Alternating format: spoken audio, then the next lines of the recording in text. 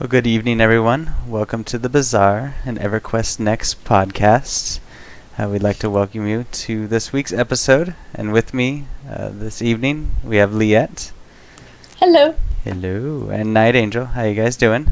Hi. Doing great. Good. We're all... I should have wore white. Like, I feel left out now. Like, we could have been like a cult or something. But anyways, we have lots to talk about. We have the year of EverQuest, claims. They even talked about crafting right before the cast, and we'll have to save that for next week. But first of all, the year of EverQuest. They're announcing that this is the year of EverQuest. Obviously, Landmark's coming out this year. They're going to be working on Next. I think it's the 15th anniversary of EverQuest 1 and the 10th of EverQuest 2. So a lot of stuff going on the 31st. They're going to have the that event at SOE in San Diego. So if you can go to that. But they gave us a video talking about the year of EverQuest and what we have to look forward to. And so let's just check out that video real quick, and then we'll be right back.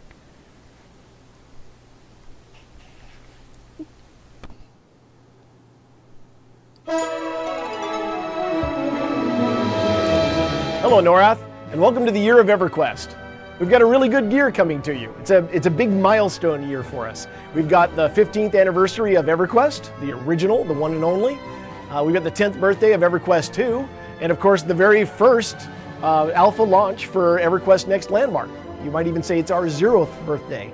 So we've got a lot coming. There's a huge amount of content releases coming up this month for both EverQuest and EverQuest 2, and then of course we've got the big party at the end of the month. So we'll let other people talk about that, and see you soon. Hey everybody, I'm Tom Terrazas, producer on EverQuest, and I'm here to talk to you about the cool stuff happening in game. In January, we have a new game update, Call of the Forsaken, Hate Rising. Now this ties into our expansion that just launched a couple months ago, and we're putting in all new content, raids, missions, and the coolest part with this game update is now that all of the heroic adventures can be accepted and challenged by level 85s and higher. Now in March, we're planning our 15th anniversary content, and that's going to include new race class combinations you've never been able to play before, and to touch a little bit on our nostalgic feel for all of our EverQuest players out there, we have the Plane of War. This is a zone that was created about 10 years ago for the Planes of Power, and it's something that we've always wanted to finish, and now we're getting that chance, and it's just us having fun and giving you that nice content to play that touches base from your play days years ago. So I hope you'll check it out. Hi there, I'm Holly Longdale, the senior producer of EverQuest 2. We've got a lot of exciting stuff coming for you this year, starting with January 23rd. We have several of our Kingdom of Sky zones coming out as fabled versions, which are level 95. We have 3 heroic instances. We have 1 heroic contested zone, the Sanctum of the Scaleborn. We have 2 single boss instances, as well as a raid zone. So we're really excited to see you come and play that with us. Also, with all of those zones have plenty of new loot, and all of them are complementary to our Tears of Vishen expansion items. So we also have coming very soon were the prestige homes you voted for. We've got Oak Mist as a prestige home, as well as the Darklight prestige home coming pretty soon. We've also got High Keep as a contested zone. You'll see that in a few months. And we're also really excited to release North Temple of Vishen. You'll be seeing that a bit later on this year too. So like I said, big exciting year planned. We hope to see you in game. Hello everyone, I'm Terry Michael, senior producer for EverQuest Next and EverQuest Next Landmark. And this year we're going to be going into the alpha for Landmark. We're really excited about getting you guys in there. You're going to be able to get out there and you're going to be able to create things from your imagination using these incredibly powerful building tools. You're also going to be able to explore this expansive world and find things, see parts of it that no one else has seen and claim it as your own. And you're going to be able to craft things and create anything you can imagine. An important thing about alpha is getting in there and helping us shape the game, not in finding bugs and helping us squash those, though I'm sure you'll be helping us do that too. It's been a while since we've opened up the campus and let you guys see exactly how we work and what we do. So on January 31st, we're going to be doing that. Landmark is a huge deal for us, as is the rest of the year of EverQuest, and we really want to make sure we celebrate that in the right way. So on the 31st, come by, take a look at what we're doing, maybe you can get your hands on the game. We look forward to seeing you then.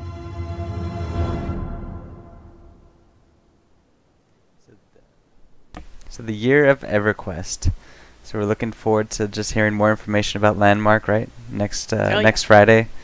hopefully we'll hear more about alpha before then, right? Because they said at the end of the month we're supposed to be getting into alpha, and that's a week away. But we've had a lot of information still about claims, how they're gonna work, and we'll just talk a little bit about that. And we have a video for that also, just kind of showing how claims work. But some of the things they mentioned were claims are gonna be 70 meters by 70 meters in the world, which when you see it, it seems a little small, but you can it's a pretty sizable chunk of land that you can build on. But they talked about upkeep. Now, what do you guys think about upkeep, paying for your land? Oh, I love it. You love it? Yes, I'm not into the zombie graveyard of space. And I'm used to upkeep. They did that in EQ2 with your housing, so it isn't anything that surprises me, and I think it's great, especially if someone who has a prime claim happens to disappear for a year. That means that it's up for grabs again to be used, and I think that's an asset to the community as well. So, very cool. I agree. Like it. Definitely. I think it's a great thing for reasons you just stated. It helps with the necro claims, I guess, if you will. People that have abandoned the game, you don't want to leave these prime plots available for, just to sit there. So to be able to go back and have them available again, I think that's a really great idea. And so it makes sense to have something that you have to keep up with. Yeah, or someone claiming 100 different claims and trying to put them all together into this big chunk of land that just is empty, or like Star Wars Galaxy, you just have these empty ghost towns, or where no one could play when other people can be claiming that spot or getting into that area and building themselves. So that's what they mentioned. They said the reoccurring cost that goes along with having a claim, it's pretty much like rent, just making sure that you're playing the game enough to own that spot, right? But it's necessary for several reasons. Part of the reasons to be engaged in the game, so you have to be playing the game in order to keep your spot. So that makes sense, right? You're going out, you're trying to make money so you can pay for your upkeep, and then others can't hog the land or take up space and not use it. But one nice thing is that, say if you decide to take a break from the game, or for some reason you're just not able to be in the game for a while, and your upkeep lapses, you don't lose all your stuff. They said they'll pack it up for you. Someone can claim your spot, but you'll still have all the resources that you used for that one claim, and you'll still have all the templates that you saved. So if you built a castle there and your castle disappears, you still have that template for that castle, which is nice, right? You got a little. I think that's brilliant. You got a little backpack with your castle in it, and so. Pack a castle. Yeah, exactly. And so it's almost like EQ2, right? The housing, and you can pack up your house and move all your stuff to another house or something like that in a simple little pack. So it seems intuitive and something they've done before. And they also were answering a few questions that a lot of people had about claims. So if 70 by 70 isn't big enough for you, you can place another claim next to the one that you have, so that you can build larger buildings. You have options in the map to see all these claims.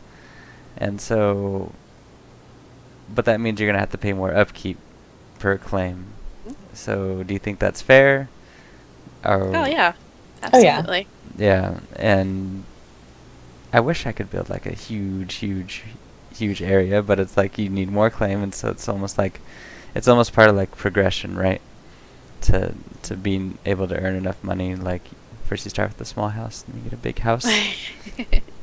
So well, yeah. I imagine they'll have maybe like sort of a discount the more claims you have, maybe for the upkeep. Yeah, maybe. They were saying that almost like at the moment they're wanting to limit it, but that's what alpha's for, to see what we want, right? So what if we start building and they see that 70 by 70 is not enough space, or 2 claims or 3 claims isn't enough for somebody. Like people want to build these epic things, and once you start building and once you get going, you might need more space. But they'll have to see with alpha. They don't know until we get in there, right? Yep. So that's why we need alpha, like next week or like tomorrow or something, right? Like how cool would that be? I think tomorrow night would be great. Yeah, You you start on the weekend. Friday. Yeah, there we go. Yeah, Good timing. great time. We could be so excited that we could not talk about it because of the NDA. That's right. It's like, oh. You'll see us No, next week with just I big can smiles. shut up really well. It's okay, Sony. You can trust me. Really. But a cool thing I liked was they talked about tagging. So you can tag your claim with your name. So you can name your claim, but you can put a description on it, what it is. But then you can put tags like you do on a YouTube video or something. You can tag it. So if you have a castle on there, you tag it castle, or whatever you're building, so that when people are looking for something like your castle or they're looking for whatever you're building, you could say, "Oh, mine's a sci-fi claim." So then when you zoom in on the map, you can see where all these things are, what they're tagged, so that it's easier for you to go explore and look around at other people's things, or almost like Google for landmark, right? It's Google Google Maps for landmark. And so how do you guys like this? Something that's Love it. needed? Yeah. Love it. Yeah, I absolutely. I didn't even think about it. Like, oh, I just figured I'd just run around looking at other people's stuff. But then when you realize there's thousands of claims, and they say these continents are huge. Yeah, so how are you supposed to know if you didn't have some way of a naming system? Yeah. So yeah, definitely. And if you want to look for, like you said earlier, if you want to look for claims by the same person, then you get to go around and search for that name. Yeah. Yep. And then Liette can be like Shack. Bar. Yeah. Yep. Yeah. Bar with shack. Yeah, Go to bar with shack shack, when kicked yeah. out of bar. Yeah, Exactly. there you go. It's gonna be this big claim. It's gonna be this little shack with a bar.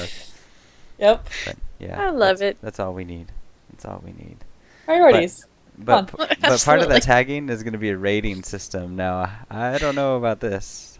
People are going to be just like the housing in EverQuest, or like the dungeon thing in EverQuest 2. People can rate what you're building. Well, I think it goes. Go ahead. Oh, sorry. I have a feeling that trolls are going to have a really good time just going around, you suck. You suck too. I don't like your name. Oh my god. You used rock in there. I hate your face. Suck.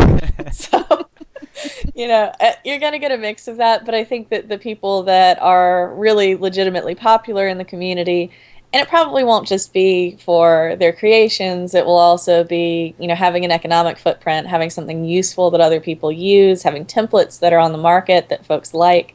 I think they'll get the recognition as needed. Now, will my shack probably get lots of thumbs down? Well, yeah, because I'm probably going to have a bottomless pit in there, and I guess it'll suck to be you if you go in my shack. But,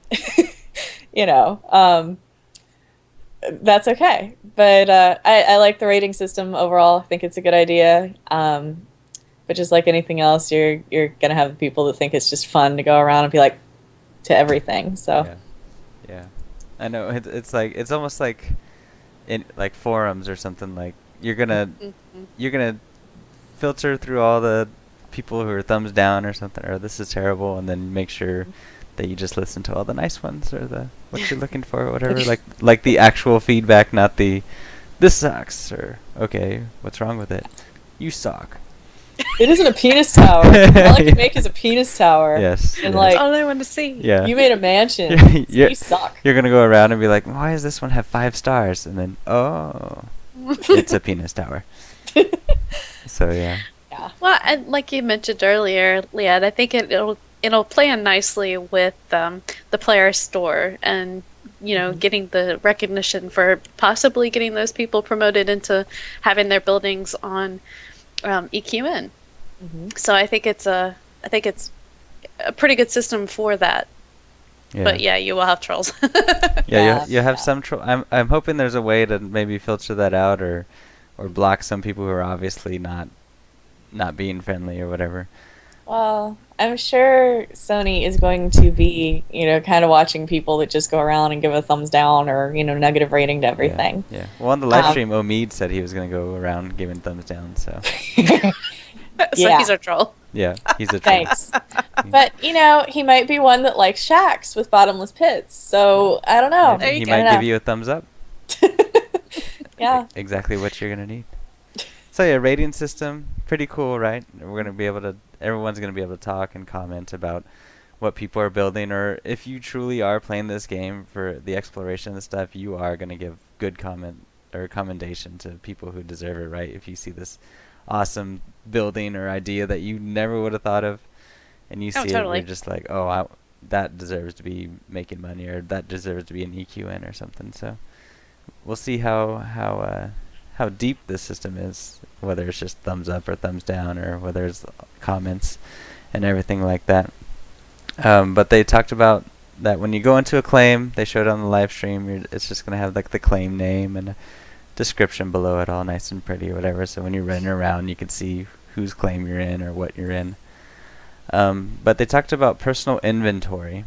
So how are we're gonna be mining, we're gonna be building stuff, we're gonna be moving around everywhere. How we're gonna hold all our stuff? Well, you have your personal inventory, like your backpacks, right?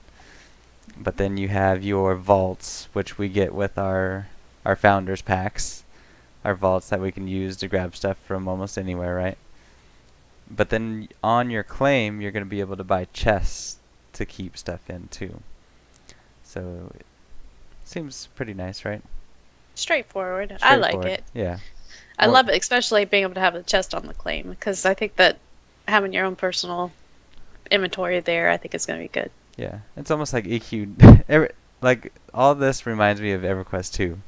Like the housing in EverQuest 2. You had your chest that you keep all this stuff in, or even like the guild housing, everyone can put all the crafting materials into this one. So maybe we'll see something like that in the future. But pretty much taking hints from EverQuest 2 and expanding on it in EverQuest Landmark. But they talked about transferring claims. You can transfer a claim to somebody. So if someone wants your claim or you're not going to play anymore, you can give it to somebody if you want to. But they also mentioned you can sell your claim. Now, did you ever think about that? Actually, yeah. actually Sell your bar. Yeah, exactly. Actually building something awesome enough to sell it. Well, I think that's extremely clever. If you have something that's been rated again and again and again highly by the community, yeah, make you some money, dude. Yeah. That and those people with the prime real estate, as it were, if they know that in 2 months they're going to be, off on some job that's going to take them away and will affect their upkeep, sell it, get some money, and when you get back, find another piece of property. Yeah. Maybe you'll earn enough money to buy, an even better one by the time you get back. So, but I think that's awesome. I never even thought about that, like making this That's a good awesome idea. mansion in a spot that everybody wants. Because they said when the game launches, it's going to be like a land rush. They keep using the reference to Far and Away. Did you guys ever see I that love movie? that movie. Where they're going after the land and stuff. Like, that's how it's going to be. We're like with our flag. No, this is my spot on top of the mountain or the cliff over the beach or whatever. And so it's going to be like that, and land's going to be worth something.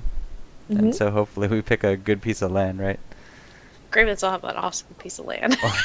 Well, even if not, you can move, which is the beauty of this kind of versatility. What if you have bad neighbors? Like, what if you We're in have the bad part of town. We yeah, didn't know it. exactly. Make Yeah, sure we you didn't know have it. lots of shacks. Yeah.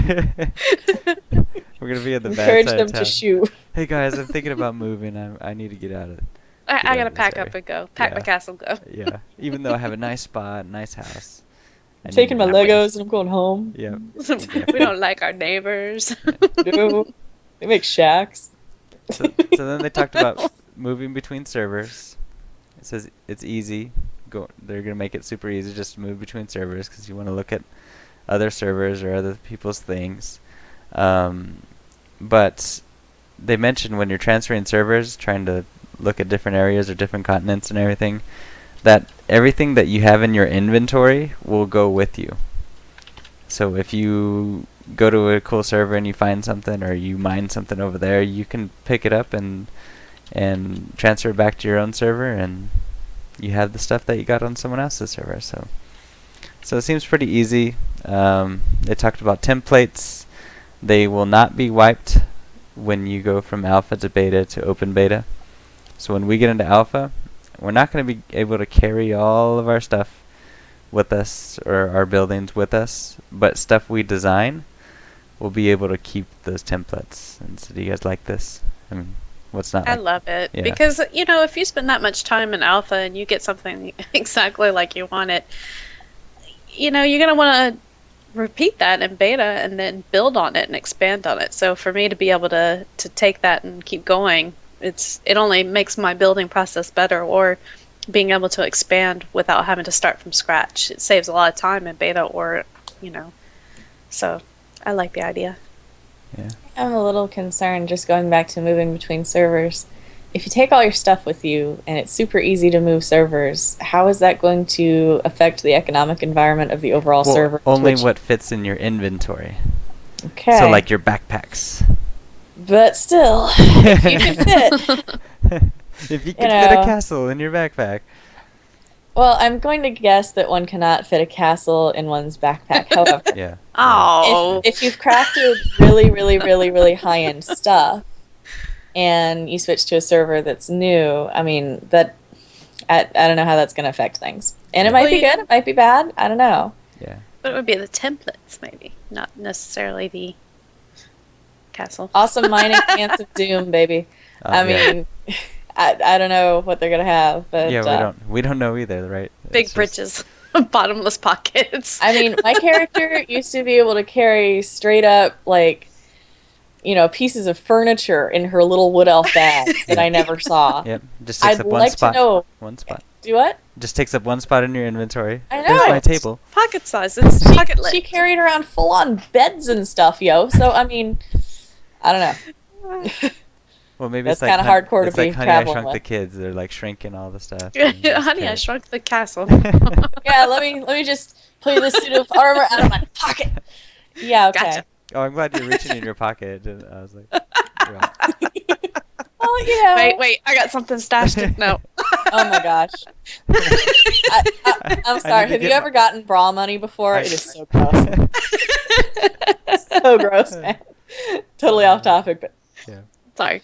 No, it's okay. Let me pull out my Claims. kitchen table.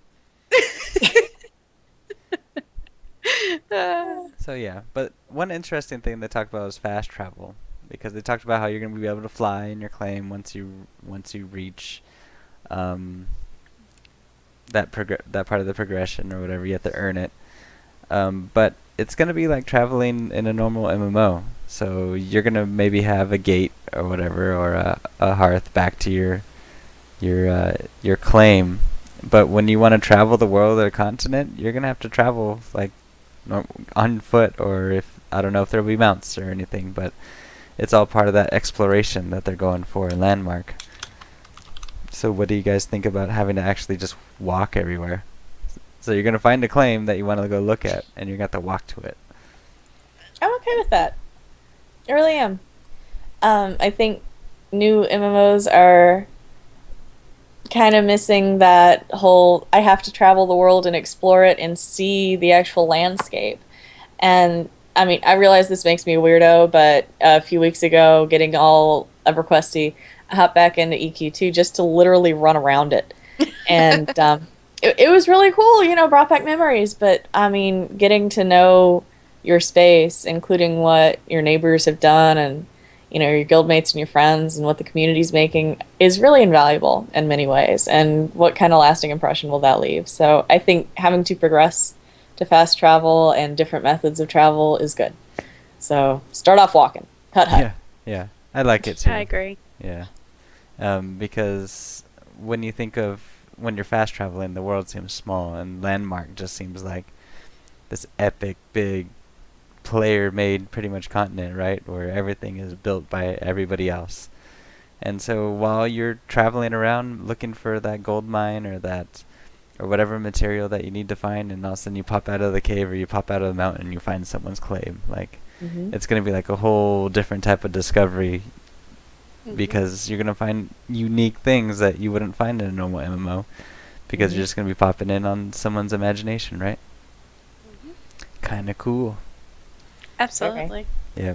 So fast travel, they mentioned you'll be able to fast travel between continents. So they'll have some spots that you can probably go, like the spires they mentioned, where you can fast travel most of the time. But as far as that, it's not going to be like every 100 feet or something. They're going to have a spot that you can just automatically teleport to.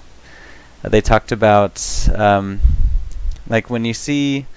Well, let's show the clip real quick about the claims, and then we could talk about how whether you're going to be able to build above or around or under these claims. And so let's look at their video just showing what it looks like when you finally claim something in the land.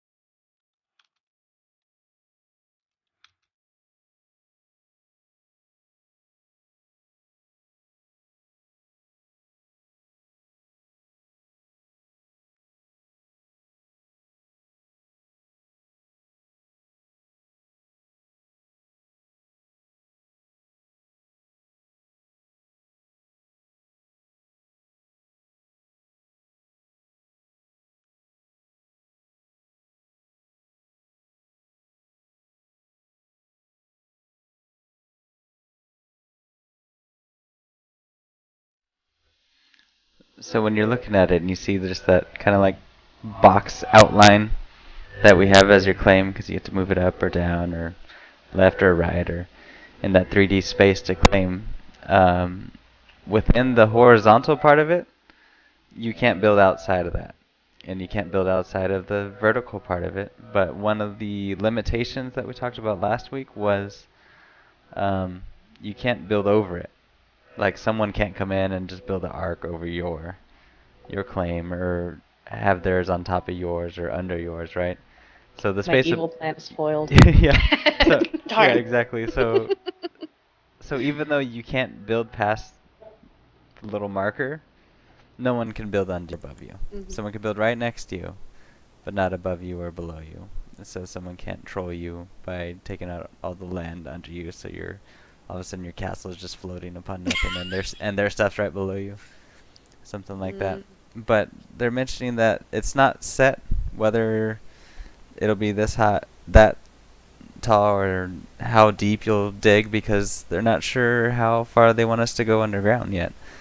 And that's all going to depend on this in alpha. Do we want to be able to build some crazy underground maze or dungeon or crazy thing like that, or do we want to build a skyscraper that goes 1,000 feet into the sky, or who knows? And so that'll be decided by us in alpha whether we want to do it.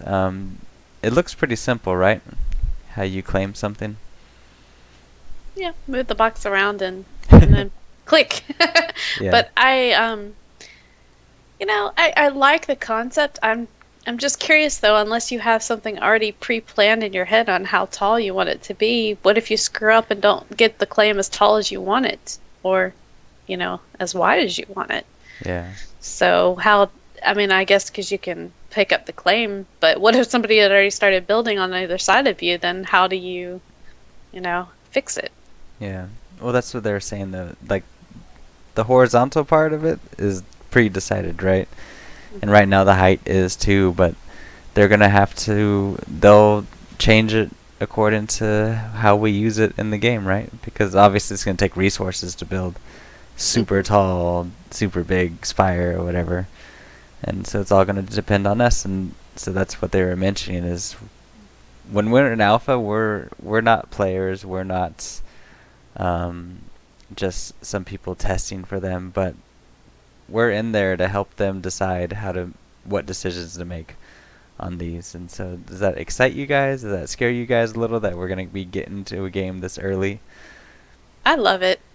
I do, because it makes me feel important. I'll go out there and just say that, because hey, I'm putting my 2 cents in, and maybe they take my advice or maybe they don't, but at least I have input. Yeah. So. Yeah. What about you, Liette? I think it's really, really, really awesome to be listening to the community at the level that they are. For many, many years, these MMO developers just in general have been trying to hear more from the community, but that happens once their game is already in beta or released. And then you see massive changes go through, and by then they've lost a significant portion of the player base that they started with. Well, in this case, their significant portion of the player base is telling them what they want from day one. And literally from the first time they shove a shovel into the ground, which is really sweet. So now this is awesome. I'm really excited to see where it goes, and I love the idea of this kind of dynamic between devs and community, and I think they're very brave for it, quite frankly. Yeah.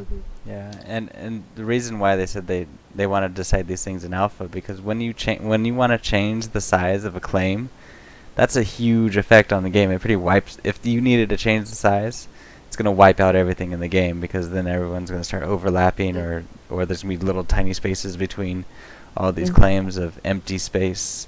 And so they need to make this up before the game comes out, or else they're going to have wipes, like world wipes, where everyone has to rebuild or whatever. Now they said in alpha and beta and everything, we can expect wipes like that when they change the size, but we'll still get to keep our templates or even our templates or materials if they change it during a phase of alpha or whatever. So that Which we is can really, really fair. Yeah. Oh, absolutely. Yeah. Makes sense. Yeah, because if I want to build a huge tower at some point, right? That's gonna go, or I want to build a huge underground dungeon or something, but I don't know if Underground layer. yeah, I don't know if I have the time or like we don't know what it's gonna take to build something like that though, right? Like how many resources. We're kind of just guessing and assuming we're gonna get to build wherever we want, but it's gonna take work. I'm sure they'll eventually have some limitations on some of that stuff, but like you said, that's what we're here for. Yeah, exactly. So Well, they should. And they're really handling it in a clever way, not making claims just big ground areas, because how hard is that for players to gauge? And they have them set on a grid, so you can't just decide, oh, I'm going to alter the angle like this. No.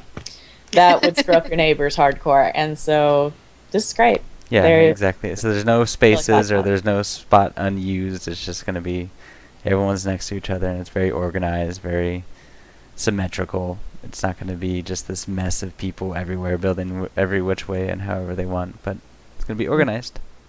So we appreciate it. Can't wait to get in now. It's like we keep talking about Landmark and how we're going to do this, how we're going to do that. We just need to Alpha. we just need to get in there Alpha. and not talk Go. about it. Yeah, tomorrow. Friday. Okay, but they had another roundtable question for us this week.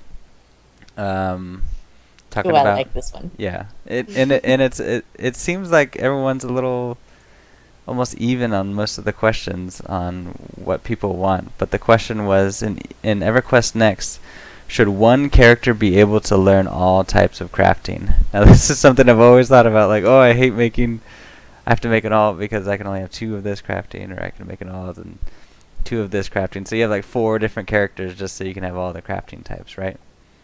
So what did you guys think about this question? Or Liette was excited about it. I was really excited about this. I answered B. If I can unlock all the adventure classes on one character, I should be able to unlock all the crafting types. But as an addition to that, I think just like you can make your own kind of specialized adventure class as we understand it right now, pulling abilities from different classes, I think you should be able to be rewarded for, maxing out abilities in different crafting classes. So, if you're awesome at woodwork and an armorer, could you make a lightweight suit of armor out of wood? That's pretty sweet. And still have it be durable and work for you and yet not weigh you down as much. Things like that. So I hope they consider that. Just looking at the effort people put in. I can imagine running around in wood armor. Oh, you can paint it. You're gonna have to like wear something under that, get like a ton of splinters or something. Ow. Well, varnish that sucker and I guess toughen up. But it, just as an example. No. I hope they'll give you some perks. Yeah, and I actually chose that second one too because I'm like, if EverQuest Next is going to be all about one character being, you kind of just could be everything, then why would crafting be any different? Like, why are you going to make alts to craft and have every crafting profession when one character can be all the adventure? So you just have these alts that are just crafters or whatever, or I don't even know how that would work, because would you need to level up that progression to go out and get the materials you need or the crafting recipes you need? Like, we don't know yet, but if you can if it could all just be on one character, that would make things so much easier instead of having to switch back and forth between different classes to craft different things. Oh, go ahead. Sorry. And the people who like alts and switching between their characters can still do that. Yeah. In that kind of setup. They're not forced to choose a character. But those of us who really like to get our characters' hair and stuff just perfect and their eyebrows. Their eyebrows. Look, I made my character about 4 times. I don't think I've ever thought about the eyebrows on a character I've ever made. Oh yeah, It's sliders. It's important. Okay. So, Okay. Bushy or not? Angled or not? Can you see them? I Does it prefer match her one. hair? Yeah, it was a big deal to me. So, for those of us that are really, really, really, really, really attached to our character, it's important. Okay. Very good. So what about you, Nightangel? What did you choose? Or what do you prefer? Yeah, I like the second choice. I like the idea though of having one one craft per class or character, just because like you can max out. Um, in the old school, you could only pick one crafting type per character, but you can max it out and get like specialty. And I want it to mean something to be a crafter. So, but while I like that idea in theory, with EQN, it's going in a different direction. So I agree with the second choice because of that reason. It just doesn't make sense for what they're going for. Yeah. So, but the interesting thing is we all chose kind of B, or the second one, but 30% right now wanted to. They said yes. I don't want to have to create alts just to do that types of crafting. So it's kind of the same thing, but the second one says if you can unlock all adventure classes on one character, then I should be able to unlock crafting types. So they're almost saying the same thing, right? They're almost saying the same thing, but it makes it like it's a little more specific on the second choice. I think this is a really, really, really smart way to ask a second question, because essentially Sony is asking, how much are you embracing this horizontal progression, and how much is your head in the game that way? Well, 38% of us are. And if you consider that people don't want to deal with alts for something like crafting, suddenly 68% are. Yeah. That's really cool. Yeah. So, but then smart 29. question. Yeah. But then 29% said no. I think it's more interesting to have to choose which type of crafting to specialize in, because that choice you have to make if you're a mage or whatever. Like, should I be choosing a profession that helps me out? Should I be like a not leather worker, like a cloth worker, tailor, tailor, or should I be like a woodworker, or should I be able to chop wood so that I can make scepters or something, like, or should I be mining so that I can make jewelry so I can have my intelligent buffs?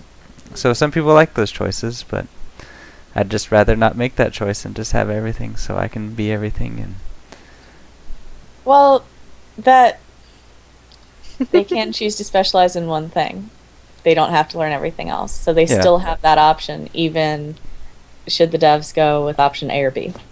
So they can still do what they want. Cool beans. Everybody's happy. Yeah, exactly. So we'll see how they respond to this in a few weeks, whenever they do their response videos. But we got another building blocks video, and this one isn't about crafting. We'll show that one next week. But they asked the question or people have been asking the question, will there be danger in the world of Landmark? Will we see danger as we're traveling along trying to look at someone else's claim? And this was their answer. So let's look at the video.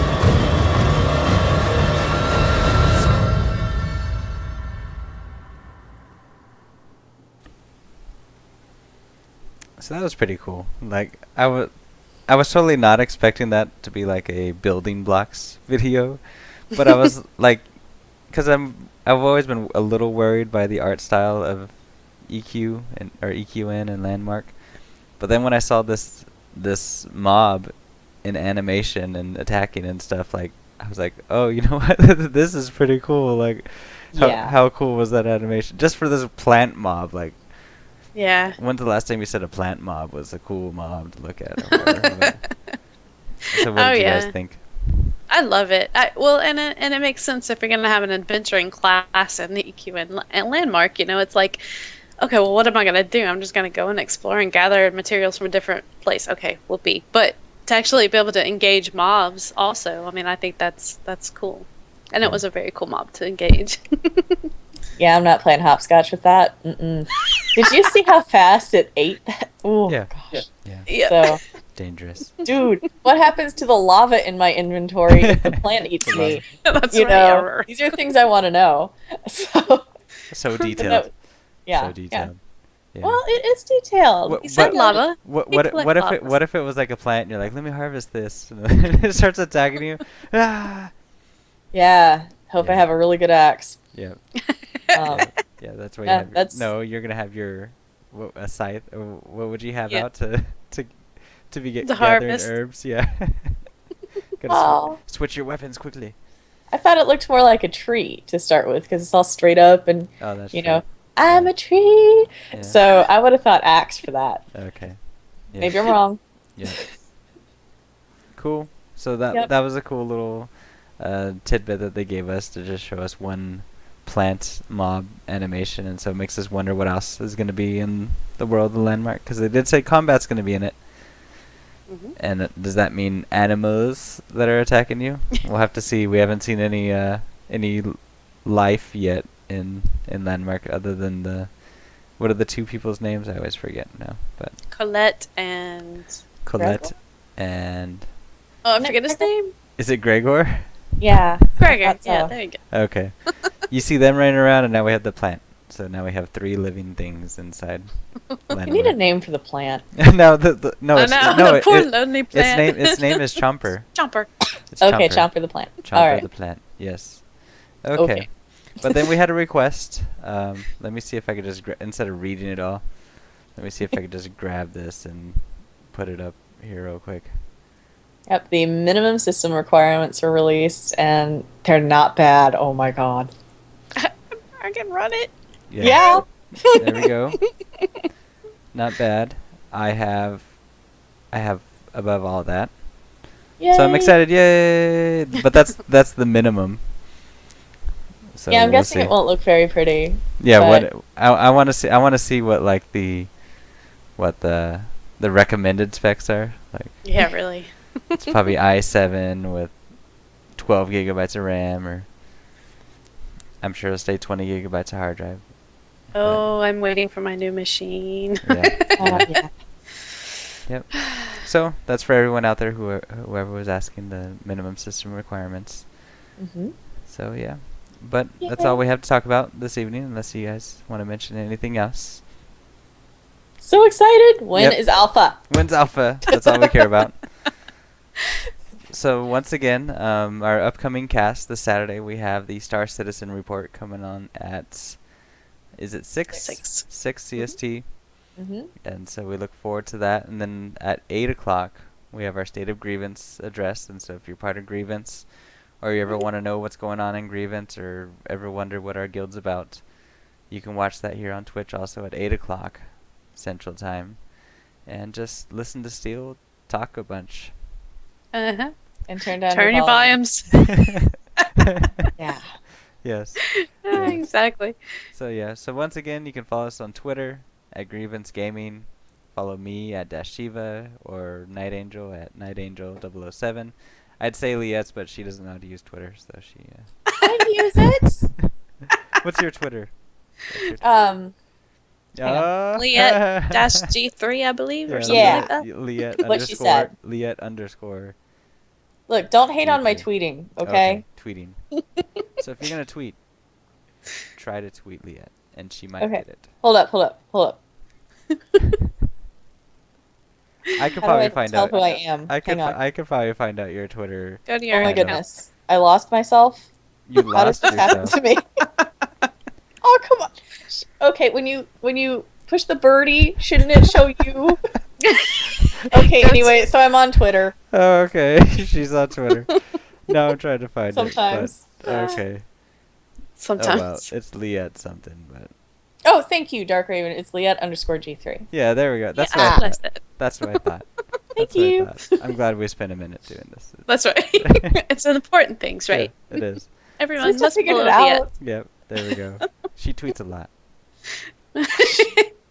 So I might. you can go to our website, grievancegaming.org, if you want to join our guild, or we're working on the website to have more of our cast on there.